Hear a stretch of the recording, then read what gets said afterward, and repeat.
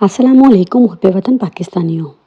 एक मर्द मुजाहिद को गिराने के लिए इन लोगों के दिलों में इस हद तक खौफ बैठ चुका है कि हावर मानका ने जिस तरह टीवी पर बैठकर घरों की औरतों को जलील और रुस्वा किया, उससे तो यही लगता है कि सियासत बहुत ही गंदा धंधा है। इसमें किसी की भी इज्जत महफूज नहीं है। लेकिन ये इमरान खान को गिराने में कामयाब नहीं हो सकेंगे। आज बिल आखिर सब लोगों को यही लग रहा था कि इमरान खान को बहुत बड़ा रिलीफ मिलेगा।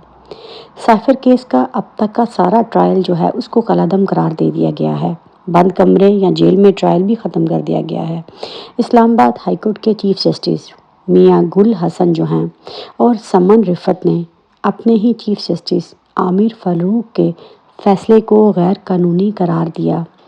अब इस केस की कौन सी ऐसी तफसीलात हैं जिनको जानकर आपको हैरत होगी, क्योंकि फ़ैसला जो इस टाइम पर दिखाया जा रहा है फ़ैसला वो नहीं है। मैं आपको सारी तफसीलात जो है वो सिरे से बताती हूँ कि आने वाले दिनों में क्या होने जा रहा है। ऑफिशियल सीक्रेट एक्ट के जज की तैनाती का 27 जून का नोटिफिकेशन जो है उसको कानून के मुताबिक जज साहब ने दुरुस्त करार दे दिया।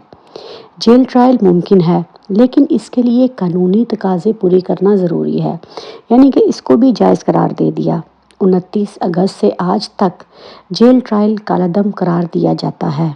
जेल ट्रायल से मुतल्लिक 29 अगस्त, 12 सितंबर, 25 सितंबर, 3 अक्टूबर और 13 अक्टूबर के नोटिफिकेशन जो हैं उनको भी कालादम करार दे दिया गया।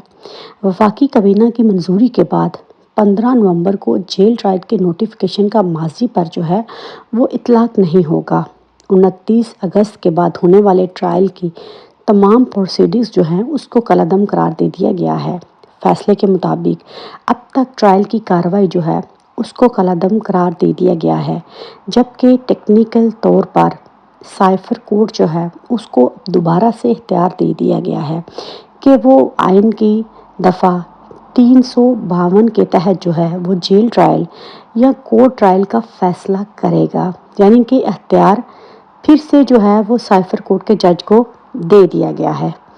जजिस ने अपनी साख और इज्जत बचाने के साथ साथ जिन लोगों को दिल के दौरे पड़ रहे थे उनकी भी हुक्म अदुली नहीं की, और जो लोग ये फैसला लिखने के बाद आकर तब्दील करवाया उनको भी जजिस ने मायूस नहीं किया, क्योंकि उस टाइम पर उनके साथ 72 घंटों में क्या कुछ होता रहा आप सब जानते हैं।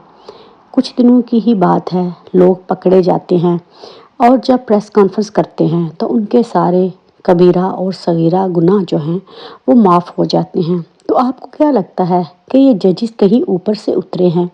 इन जजिस की ही वजह से इमरान खान जो हैं वो पिछले 3 माह से इतनी अजियत में मुब्तला हैं।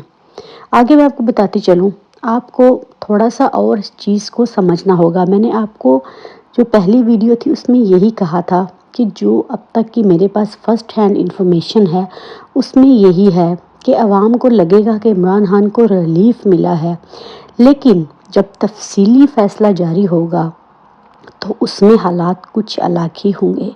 तो अब ये ऐसा ही है कि आप जो है वो एक दौड़ में हिस्सा लें, आप जो है जब वो एग्जैक्ट पॉइंट तक पहुँचें तो पीछे से रेफरी जो है वो सीटी बजाकर ये कहे कि तुमने तो वहाँ से स्टार्ट ही गलत लिया था, तुम्हारा पाँव इतना पीछे था, इतना आगे होना चाहिए था। तो बात जो है वो अब दोबारा से ज़ीरो से ये लोग शुरू करेंगे, यानी फिर वही फॉर्मेलिटीज़, इतना ही वक्त दरकार। गलती करने वाले जो हैं वो फिर से अपने आप को साबित करने में कामयाब हो चुके हैं।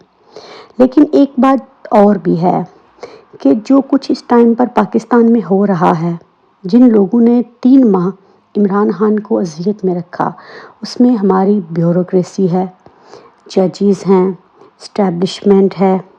क्या इनके खिलाफ कोई भी कानूनी कार्रवाई नहीं बनती?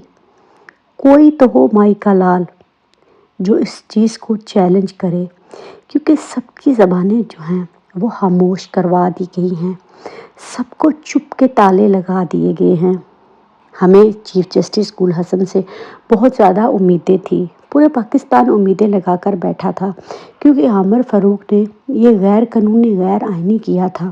لیکن دیکھا جائے تو پاکستان میں اس ٹائم پر کون سا آئین ہے، کون سا قانون ہے؟ اس ٹائم پر تو ماشاء اللہ لگا ہوا ہے۔ نون لیگ جو ہے وہ بھی ڈیل کرنے میں تیار ہے۔ عمران خان جو ہے اس کا خوف ان کے دلوں میں بیٹھ رہا ہے کہ اب آخری بات جو تھی وہ عورتوں کو ننگا کرنے کی رہ گئی تھی۔ یہ لوگ خود اپنے کردار کو جو ہے وہ کھنگال کر نہیں دیکھتے۔ اسٹیبلشمنٹ جو ہے ہر قیمت پر عمران خان کو مائنس کرنا چاہتی ہے، اور اس دفعہ ان کے سہولت کار جو ہیں کوئی اور نہیں، یہ اعلیٰ عدلیہ ہے۔ تو محب وطن پاکستانیوں، کسی سے امید رکھنا بیکار ہے۔ سسٹم کولیپس کر چکا ہے، سسٹم بک چکا ہے۔ اگر آپ نے کچھ کرنا ہے تو پاکستانی عوام جو ہے وہ آج بھی تاریخ کو بدل سکتی ہے۔ قائد اعظم نے اکیلے ہو کر ہندوستان سے پاکستان کو الگ کیا۔ آج تو حالات ہی اور ہیں۔ اگر آپ اس طرح اپنے گھروں میں بیٹھے رہیں گے تو آزادی اس طرح نہیں ملتی۔